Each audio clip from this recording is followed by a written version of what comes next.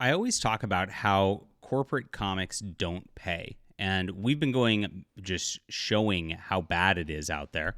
I've actually talked about some page rates I've seen. And of course, this is part of the reason we're blacklisted from comics and we're very carefully not talked to by a lot of the people in the industry. Because if it's known how badly creators are treated, these corporations are going to lose a lot of respect. And it's very, very quiet about that. Every once in a while, we get some commentary about how things are going. Dustin Nguyen, who is a wonderful artist, was complaining about page rates and how they've never increased over his whole career earlier this year. It was pretty stark and crazy how this goes. But still, everybody has this I would love to be a comic creator at Marvel and DC Comics. Just give me a crack at Spidey Man or Batman. They like this weird aspirational thing that's really a grift on their part, because here's what happens. You can't get good creators at the levels that they pay at this point, because honestly, these books don't sell. And Mark Miller actually talked about this earlier this year as well, talking about how they need to do some incentive contracts at Marvel and DC to actually get the top tier good writers back again. They used to try to do this back in the early 2000s. Remember, they bring in some huge name authors and the to try to, of course, bolster sales and of course bring things up. And you remember how prestige events like Identity Crisis and the came out of that. And of course, we kind of had this mini resurgence of comics in the early 2000s. Now, all those people are gone. They don't write for these companies anymore because they know these contracts are stacked against them, and they know exactly how bad it is. Now, this is even more so the case when these creators create these virtue signal derivative characters, which just echo everything now. We've got Miles Morales, who's not Spider-Man. We have X-23, who's not Wolverine. We have all the gay Asian kid who then became the Hulk for a bit from Greg Pak. All these people create these characters, but because they're derivative characters, they actually do not have any rights to them and don't actually get paid for them. And this is exactly what's going on in the comic industry the whole way. So please hit the subscribe button. Let's get into what happened now with Sarah Pichelli, the creator of Miles Morales and the designs of such. Let's see what she has to say about this, because it's pretty wild just getting into this today. It's going pretty viral. Please hit the subscribe button, as I said, and also check out my comics Substack, guys. This is my creations, and of course, we have a wonderful relationship with our artists. We try to, of course, pay exactly, 50% profits and the every single time we go through these to make sure that we have a great and healthy community as it goes on. Now, I've mentioned in a video this weekend the struggles about how difficult it is to get these artists, of course, working a lot of the time. And that's exactly why we need your support. So get on the Substack, guys. Sign up here. Read for free every single day. Even you could sign up and just get these comics for free. On top of this, if you do want to support this, the Substack acts like a Patreon. It's $5 a month. It helps me to cover the art costs for everything going forward. And of course, build this. And I want to build this giant community. We got 10,000 subscribers here. Imagine this. We got everybody on this Substack or on the Subscribestar or one of the, we've got a couple different sites where we do this. If we did that, oh my gosh, we would be cooking in business, being able to just really compete heavily with the mainstream industry, because that kind of support would be a big thing. Gosh, we might even be able to make movies with that kind of support. This is where it's at. It all starts right here, and support independent creators. Thanks for getting on the Substack. It's in the description below. I do have a web store if you want to check out some physical books. I know a lot of comic readers like physical books.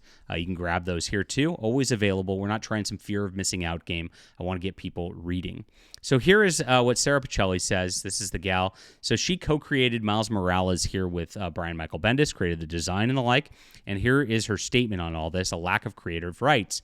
So they spoke with Sarah Pichelli, and this is some gay transformer person, okay, at CCXP 25, that's the Brazilian Comic-Con, about royalties involving Miles Morales, a character she's co-created along with writer Brian Michael Bendis. Check out an excerpt from the interview we conducted. So they said in video games, too, it's all about these other products that come along with Miles, inspired by him. Do you get any share of that money? She says, if only. Don't even mention it. I would be a billionaire. Yeah, pretty crazy.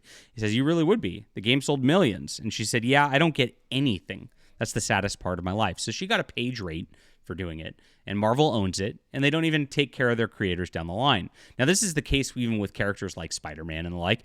The Steve Ditko estate had to sue over like movie stuff because he really was not getting funds out of that either. I mean, it's absolutely crazy. Same with Jack Kirby. Jack Kirby had to, of course, sue for rights for this stuff back in the day.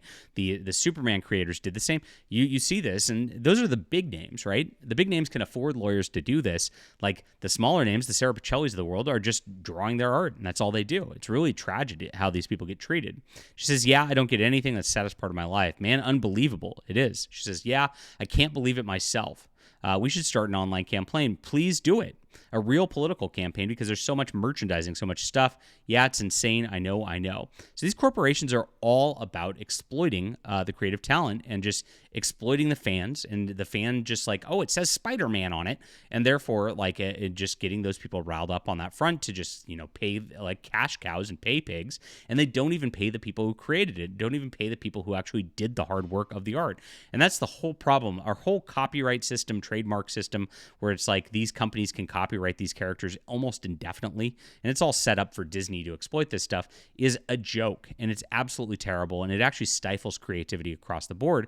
And then when you think about this is why nobody serious who actually has talent will work for the comic book industry anymore. This is what's killing the comic book industry, because it's like, why would you ever work for one of these companies or put in your best work there? And then if you are somebody who could do that and has a name for yourself, you're gonna phone it in, because guess what? Why would you put in your best work and your hardest work on this when you're not going to make as much money? And we've seen this. We saw Rob Liefeld talking the other day about how he made more money on Youngblood than he made on a bunch of his Marvel stuff, right? Because Marvel really doesn't pay. We've seen other instances of this across the board as well. We've seen Mark Miller, as mentioned it as well, that his Netflix work, with his stuff with Kick-Ass back in the day, made tons more than his Marvel and DC work. Why? Because they don't pay their creators. They are terrible to their creators, and they're just an evil corporation out to just exploit this crap over and over and over again. Now, the funniest part about this is a derivative character. The entire intention of this, Miles Morales, by Brian Michael Bendis and Sarah Pichelli, was to be a virtue signal that we're going to be more diverse, more inclusive, this like happy commie world where we're all this melting pot. Well, they got what they wanted out of this, which was, communist pay, absolutely nothing. And that's exactly what it is when you work for these corporations. So all this virtue is nonsense, and all this like diversity crap is nonsense. And it is just a clout structure, and that's all the comic book industry is. There's no reason to want to aspire to write fan fiction for one of these characters. It doesn't pay, doesn't get you anywhere except for the clout within the industry.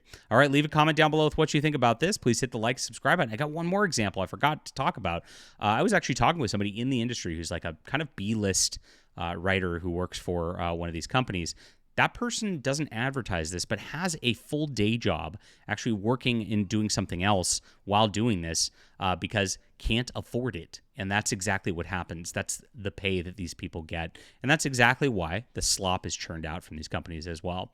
Leave a comment down below. Please hit the like, subscribe button. As I said, do check out my Substack right here. This is so important, guys. We got to build this independent system here. Join our community, join our Discord, get on Subscribestar or here. I appreciate you guys being here. We'll be back soon.